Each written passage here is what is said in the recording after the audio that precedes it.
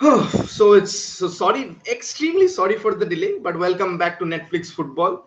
And on the auspicious occasion on World Women's Day, this is special. This is a special day for all of us because many of us have this misconception about feminism. Like, feminism isn't about making women strong, women are already strong. It's about changing the way the world perceives this strength. And with that notion, with me tonight, I have a special guest, an expert panelist. With me is Ankita. Let's say hi for another time. We did another podcast where it was a La Liga base, but tonight we're going to touch Yeah. upon the world football as a whole. So I can see your Argentina jersey, but last time it was a vibrant red and blue of the Barcelona Blaugrana colors. So Joan Laporta elected as Barcelona president. How happy are you? I'm actually very happy. Out of the three candidates there were, I was really rooting for him. The close one, according to me, was Victor Front, but there were some potholes.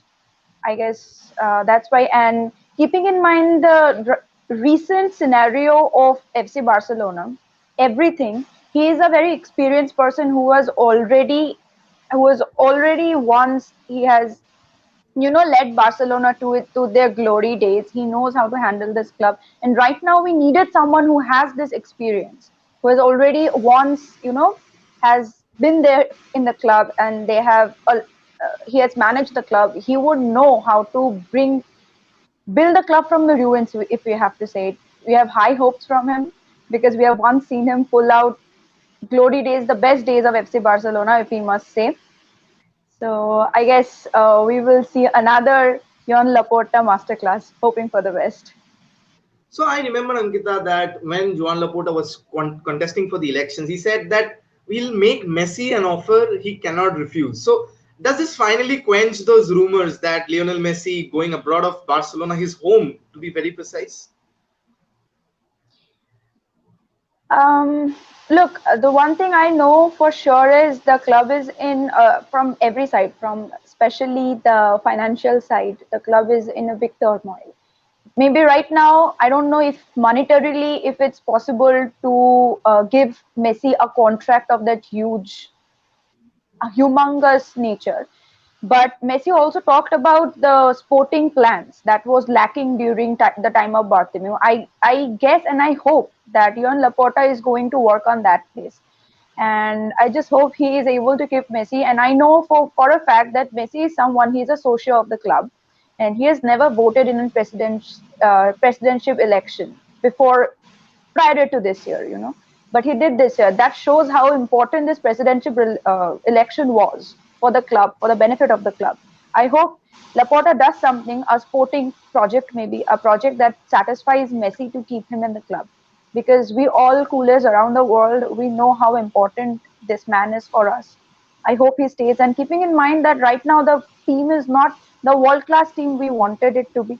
There are some gaps, there are some potholes in the team, and having a player like him in the team is always going to help us. There is no negative side of having a player like Messi in the team. So I guess he is able to stay with us. And I would not want to see him anywhere abroad other than FC Barcelona, I swear. Being a Manchester United fan, that actually helps me because it would be dreadful to see him in the colors of the light blue of Manchester City.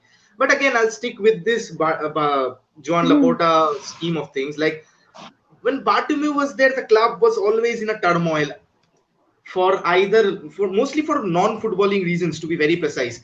It was this Yeah. socially Messi coming out and claiming all those things, PK getting the support of his Catalonian presidents, and it was shambles all over. What we do not like to see in footballing aspects and footballing terms. And again, Bartomeu has been arrested, so Barcelona fans are Yeah. celebrating behind me. So, jokes apart, Yeah, they are. can we finally quench those rumors that Barcelona is that this was a very bad rumor that had inculcated that Barcelona had stopped focusing on football. La Masia had stopped developing stars. So can we see a cultural reboot of sorts with John Laporta at the helm?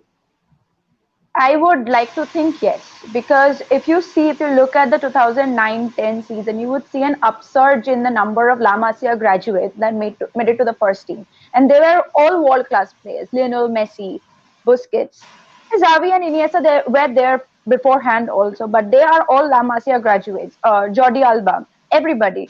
This was the time when La Masia people were nurtured. We have recently, in the past few seasons, we have seen when one of the best youth. La Masia was considered one of the best youth academies, if not the best, one of the best, because there are certain youth academies which give a tough competition to La Masia. But in recent years, we have seen that there were means the type of prospects we saw FC Barcelona's youth academy produce in recent years. We didn't see that.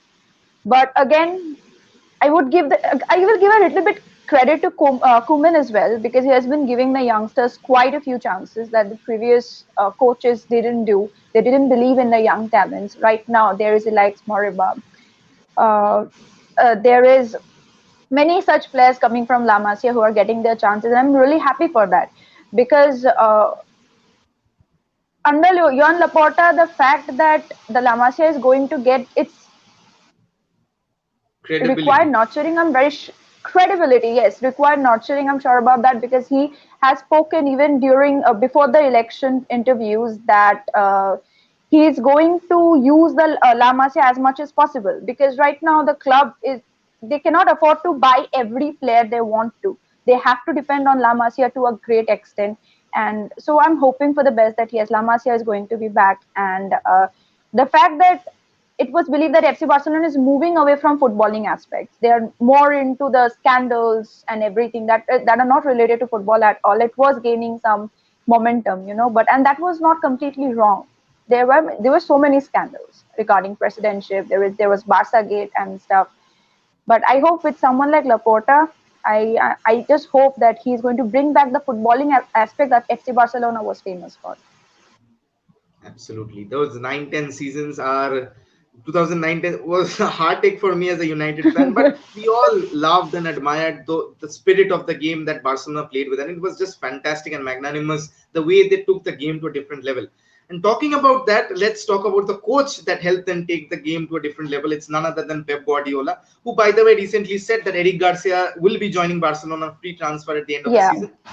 But moving on to yeah. the PL side of things, the Manchester derby. So Manchester, as usual, is red, and all pseudo Barcelona, Manchester City fans can actually lay their weight to rest, because United are the one that is going to be talked about. Okay, I'll take a comment. Ajit says, is remontada possible? Ajit, we have a segment dedicated for that. We'll talk about this. Just keep holding on for the moment. So, if you're following the Premier League right now, Ankita, Yeah. Manchester City 21 games unbeaten before the Manchester Unbeaten. derby. And I was talking with someone on the pre-match podcast, and they said that there's only one club that can stop Man City at this moment of time, that is Manchester United, and there are no other clubs at this moment of time. So do you think even the gap at 11 points, Man City look like runaway leaders, but do you think there would be a slip up in the course of proceedings until the end of the season in the Premier League? Look, it's football. We cannot ever say that there is a runaway. Unless and until there is a clear winner, we can never say that this is the team that we know are going to win this, because it's football and everything is possible.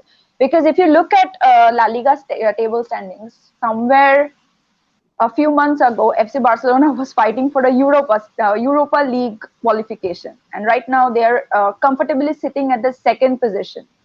So you can never say that it's going to be Manchester City who is going to win it, unless and until they have a clear point difference to completely win the game. And yesterday we have seen that Manchester United have actually done the job of stopping Pep Guardiola's 21 games unbeaten league streak. You know, the it is quite a feat. Not every team is able to achieve that unbeaten league streak, but Manchester United, then Manchester City clashed with Manchester United, and we know the derby happened and they won 2-0, where they did not allow Manchester City to score a single goal. And Manchester City recently had been scoring a lot of goals. The ratio of goals scored to the goals conceded has been a huge one for Manchester City recently, until the Manchester derby took place. So you can never say what's going to happen. For the sake of football, I just hope there is a good competition, because it's always nice to see a good competition going on than getting a clear-cut winner months before the league is actually over. Yes, absolutely. Because the last time we probably did a podcast together, I remember Barcelona and Real Madrid being 10 points away from Atletico Madrid, who had one game in hand. And that drastically changed. Even Barcelona's and Manchester United's graphs this season, United were at 10th position, similarly to Barcelona, and both of them right now are at Yeah, second position. And this completely because we often associate La Liga as a two horse league, and generally it has been that. But recently, the likes of Sevilla coming in, the likes of Atletico Madrid strengthening, Villarreal, and the teams in and around has been a bit better than what we are used to see. Premier League, I won't even yeah, debate with you if that is the most competitive league. Anyone would agree, like, because the likes of West Ham getting over Chelsea, Arsenal at 10th position, Leicester, these teams came out of from nowhere. Leeds United coming out from the relic, not the relic, championship and spending around 80 odd million. Which other league would have the providence to spend for the clubs that have spent like the Premier League? But Ankita, I'd like to ask you this before we go on to Liverpool. We'll talk about Liverpool's six losing streak. Manchester United has had the transfer woes, being quoted as yeah. the club that has always been overpriced, quoted an extreme price just because it's Manchester United. And we have seen a timid transfer window by Ole Gunnar Solskjaer and co. So, with what United have at this moment of time, do you think that Ole Gunnar Solskjaer deserves a bit more credit than what his accomplished for with what he's accomplished with than what he's accredited for at this moment of time? Absolutely, absolutely. Keeping in mind the recent transfer windows of Manchester United, there were a lot of players they wanted to sign. They even went for it, but they couldn't, or they didn't, whatever it was. But they kept the faith in their players, the players that were already there. Ole, he kept faith in his players. He knew that his players would be able to deliver, and to some extent, they have. They have delivered. They are currently in the second position. They have currently defeated Manchester City, who is, if we take it by chance, who is currently the best side in Premier League, keeping in mind they're at the top of the league table, and they have done it. And I guess Ole is he is trolled or he is criticized a lot more than any other manager would have, keeping in mind the resources he has and everything. He has done a pretty good job, and I guess even Manchester United fans needs to start giving him more credibility in the way he is managing his side. He's not Absolutely, getting the because players he wanted, absolutely and still he is working with the team. because we often tend to forget that Ole Gunnar Solskjaer is even a manager who is learning on the job as we speak. He's not a manager who's Yeah, yeah, A-listed with his career. Even the likes of Koeman, when he came out at Southampton, Everton, Netherlands, he was learning. Now he's the Barcelona manager. yeah, He is still learning. And the likes of yeah. Jurgen Klopp, who's facing it difficult. The Premier League is difficult. The number of matches, the substitution rule, all are bonkers at this moment of time. So I believe that United fans and a person of your outlook in the world of sports of football should acclaim Ole Gunnar Solskjaer with what he has rather than go on unnecessary rants every time the lineup is out. That's what I cannot stand being a Manchester United fan and being a football fan in general. But what about talking about standings, and Liverpool have had the sixth consecutive home defeat. I don't know what words to express this because rivalry is on one side, but Yeah. you feel a bit sympathetic towards them because we never accustomed Liverpool from dominating Europe, dominating the Premier League with that record point and losing Man City out on a single point. Then again, I know they have had their fair share of injuries, but first, I'll ask you this. Are Liverpool a one-man team and the sole name is Virgil van Dijk? Just answer this, then we'll move on to what Thiago and Klopp is all about. Uh, I wouldn't say it's a one-man team, but he is absolutely an integral part. We have seen this. Like right now, defensively, Liverpool looks so vulnerable. We wouldn't have thought that this is the Liverpool that Barcelona lost to 4-0 in the second leg of UCL. You cannot believe this is a Liverpool that almost dominated the Premier League, and they won the Premier League with such beautiful margin, defeating City with just that points gap and everything. But I guess VVD has been a very integral part of the defense. He has been a leader in we call a leader, the backline leader, the person who has been leading the defense, a leader in that sense. And I guess that is where right now Liverpool is missing a leader at the just at the back. You know, someone who is going to take charge of the defense and stop stop a side like Liverpool losing 6 back-to-back home games at Anfield, which they consider their fortress, of course. So, as much as a Manchester United fan, want that is music to my ears because see, when I used to play football in an amateurish level, that I always was fascinated with Thiago Alcantara because primarily that was the position and that was my skill set. The way he takes the ball, the way he manipulates the ball, he looks up, sprays passes, good dribbler.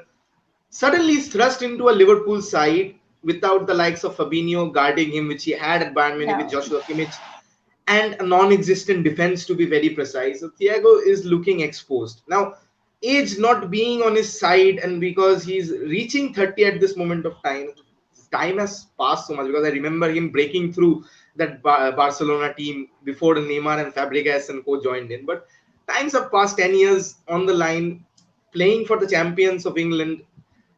Do you think Thiago has that revival capability to actually? This season is gone. Next season, when Liverpool Yeah. actually recoup, do you think Thiago could be that player we all wanted to watch out for in the Premier League? As a Barcelona fan and as a ardent Thiago fan, you know, from his days in Barcelona, I loved him, and I absolutely hated that Barcelona let him go like that because he's one of those players I admired a lot. I just hope that he does revive himself, and I guess he will because you know the likes of VVD coming back to the team, Fabinho coming back to the team. I guess that is going to help. He didn't get the necessary help that he got back at Bayern Munich. Okay, and he came at a time when Liverpool, uh, you know, Liverpool suffered that injury cyclone, a roller coaster of injuries that took almost half of their team away from them. And he stepped in at that time. I don't think he got that. Even he even got that chance to, you know, build that chemistry with other players on the ground Even he because was most of the injured time for around 6 or 7 matches in yes, between. even yes, when he joined, he got injured right after joining Liverpool, and he didn't play a lot of match to begin with. And then there's always a thing called building on chemistry with players on field. I don't think he got that time. I'm just hoping that next season, because this season is almost done for Liverpool, we know that. So it would be a big thing for them to enter the top four and stay there and qualify for Champions League. But I guess next season he's going to play a good role because Thiago is a man who is a talent, you know, a person who has got talent, and talent never goes away just like that. Age must be a factor, of course it is. He's currently in his almost 30s, and age is a factor, absolutely. But talent doesn't go away with age. I think he's going to revive himself, and he'll be back as a Thiago we know. We have seen him breaking through the sides of FC Barcelona with names, such huge names on the list already. So I guess he'll be back. Absolutely. So, as you said, form is temporary, class is always permanent. And being a football fan, it delights me to watch Thiago. And talking about that, I remember the Champions League final when if Thiago hadn't played that pass, Coman wouldn't have scored that goal. That was such an instensive pass at that moment of game. And talking Yeah. about their opponents, PSG, Barcelona have the return leg against PSG, and Ajit's question of remontadas is will now be answered because let's have this frame. PK pulling on Mbappe's shirt was memed around all over social media. But Ankita, I'll ask you this: the last time when Barcelona did that 6-1, I was at a friend's house. And believe it or not, the people acclaim to me a Barcelona hater, but I'm not. Maybe sometimes because of what they do to Ronaldo and stuff like that. But personal biases aside, even when Sergi Roberto scored that goal, I actually woke up half of the neighbors screaming because that's football. That's what excites you. And I know it's Yeah. difficult. Even beating Manchester City was difficult. Even beating Hmm. PSG by Man United was difficult. Nobody had thought about that. But that's the romanticism of the beautiful game. To believe in the impossible dream. Do you think one more remontada after especially after the Sevilla one when Kunde was like doing the Nagin dance and stuff like that? Yeah, absolutely. You know, there is no harm in hoping, and we have seen Barcelona make so many comebacks.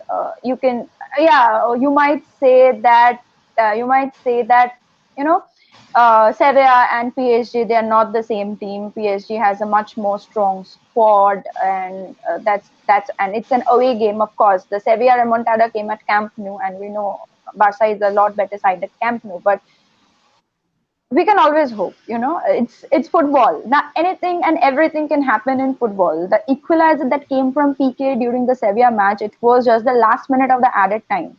Nobody thought he's going to head in the ball and he's going to force the extra time, but it happened.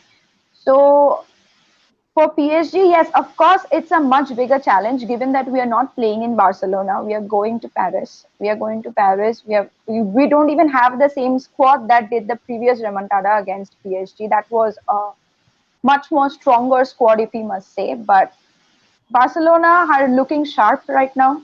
They are in a 16-game unbeaten streak right now, and they have won a lot of away matches. That has been Barcelona's big problem recently.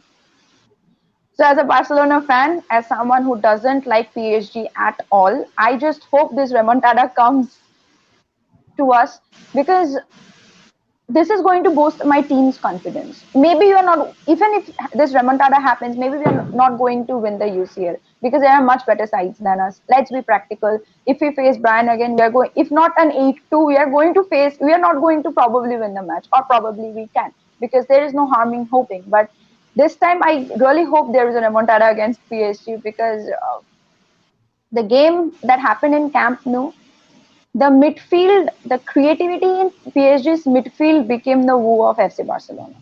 And I hope this time Ronald Koeman, he has had the chance. That was first time Ronald Koeman facing PSG like that. And they came and completely overpowered us. Simple. I hope this time he chalks out a better plan. He looks back at his mistakes, the team's mistakes, the formation's mistakes, and he does a better job. If not a remontada, at least a good fight. I hope FC Barcelona does not go down without a good fight. That's what FC Barcelona is known for, giving a good fight to their opponents. I hope that please happens for And the even sake of it. essentially for the equilibrium of world football, what PSG fans did was utter disgrace, naming up Shakira with the Yeah, friend. absolutely. I'll not mention that, it's been public news all over. That's a shame. That's a disgrace. With all the racism and the equality of the sport, the mutual respect needs to be, it's obliterated. That's a worrying fact. But this is just below the belt, whatever they are doing, and I hope they get punished for that.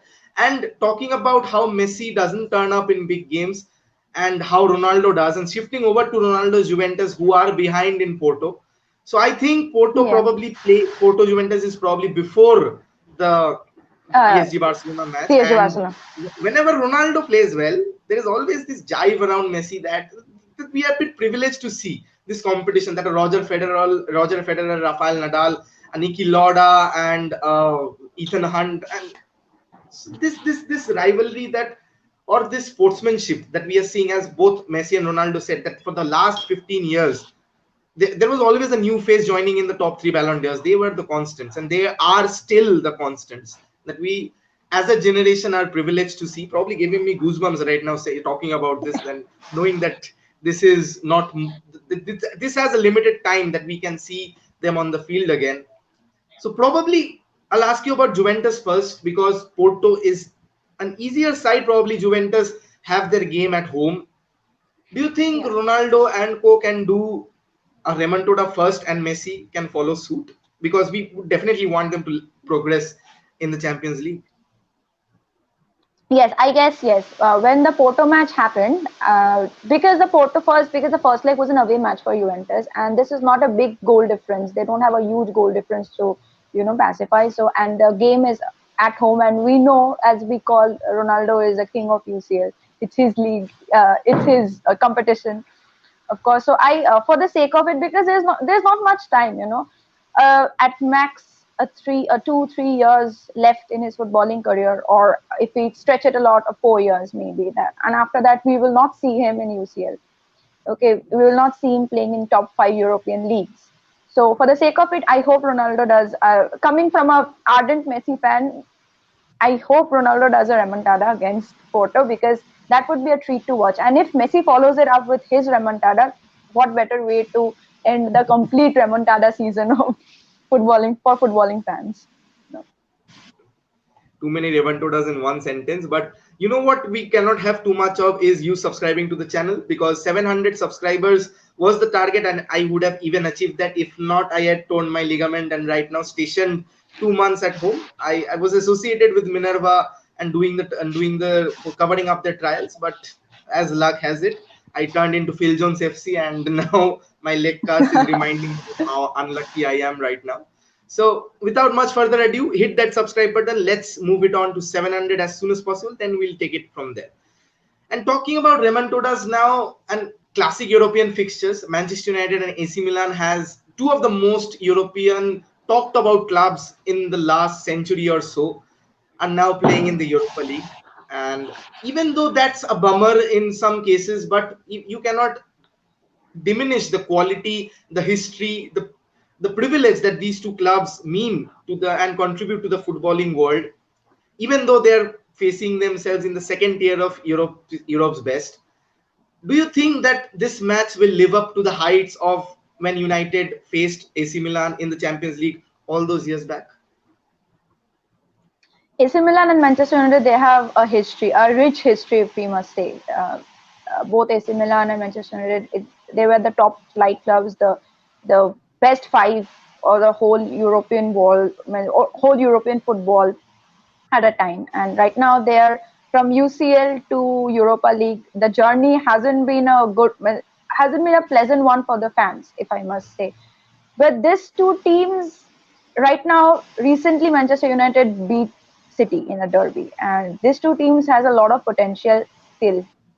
And AC Milan has maybe not in the top of their league right now. Inter Milan is at the top of the league right now, but even AC Milan had a much better season as compared to the previous ones. And a team like these two facing off, may it be UCL, may it be Europa, it's always going to be a treat to watch, because it's going to be all about football, the class of football, the magic of football, the pure footballing essence that we get when two teams like this with rich heritage, rich glory, players, talent play together. So I don't think, yeah, of course, UCL is a much bigger stage. It's the first division of European football. It's the second division, but that doesn't take away the fact that what these two teams are. So it's always going to be a treat to watch Manchester United take on AC Milan in Europa League. So Even absolutely, why not?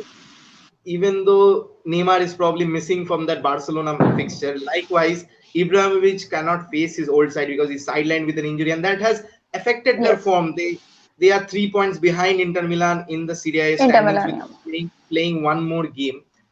But what intrigues me is that the fixture congestion that Manchester United has is not as much a tough one that Serie A can deploy. Even though the likes of Theo Hernandez and the entire AC Milan squad have been having a stellar season, because 3 points gap is nothing in the Serie A. Juventus has slipped up and probably would create Yeah. history not winning the league with Cristiano Ronaldo. The banters aside, do you think AC Milan would have the upper hand at this match, considering United just played City and have Paul Pogba out, Luke Shaw with a niggle, Marcus Sure. Rashford being injured and getting off, Cavani not making the squad? Do you think, and the fixture congestion as well as I spoke about it, do you think AC Milan would have the upper hand going into the first leg coming to Old Trafford? It's Old Trafford. The fact that it's Old Trafford, I guess it's going to be a very even competition, because it's always a bit more. It's always a bit more nerve-wracking to play at Old Trafford. If it was AC Milan's home match, I would have said yes, a slight tad bit of advantage towards AC Milan, keeping in mind the numerous injuries that Manchester United has right now. AC Milan has their share of injuries. AC Milan has their share of worries, but the match fixtures in Premier League is much more congested than that of Serie A. Of course, it is. But the fact that it is played in Old Trafford right now, I wouldn't say it's much of a. I wouldn't give them such a big advantage that they're going to come in with a much clearer mind. They would have their worries and they would have their, you know, problems and everything. But right now, keeping in mind it's a home match for United, I'd keep it a 50-50 chance. I'll not give any such advantage to AC Milan right now. We'll see that in the Because it's second a leg, though. European night. All the form goes out of a window in a big match, as Yes. it says. Let's just hope Jim Beglin is not commentating, because the next time I hear his voice, I'm going to break my other leg trying to get up and being the one to rant over him. So that was pretty much about it. Thanks Ajit for sticking in. He has had some wonderful comments, and let's hope that we can continue this in the near future as well. Lots of fixtures in this season as well, leading into a Euro 2020 that has been postponed from last year. So thanks Ankita for joining in such short notice. Let's hope Thank you that for you having me. fix your phone and your network pretty soon, because it was quite a delay, a 45 minutes delay. People were texting, where's Yeah, Ankita, it where's was, of Ankita? course. Too much fan Yeah. following. So thanks again for joining in on such short notice. We'll see you guys on the next one tomorrow. Probably I'm going on live with YJ Reviews. Yash will do a half-hour segment from 11 p.m. The poster will be out tomorrow. So keep liking, keep sharing, and keep subscribing. And let's hope that we break the stereotypes, that whatever has been happening, we say that it's an equal game. We break the stereotypes and we can say that it's an equal world, not just an equal game. And as I said at the beginning of the show, feminism is not just about making women strong. Women are already strong. It's about changing the way the world perceives that strength. So with that, this is your boy Neil, and with me Ankita, bidding you goodbye, and we'll see you very, very soon. Keep liking, keep sharing, keep subscribing, and with that, let's hope that this is going to be an exciting week forward with European fixtures and lots of goals and lots of talking points and agendas to talk about very, very soon. Bye bye for now.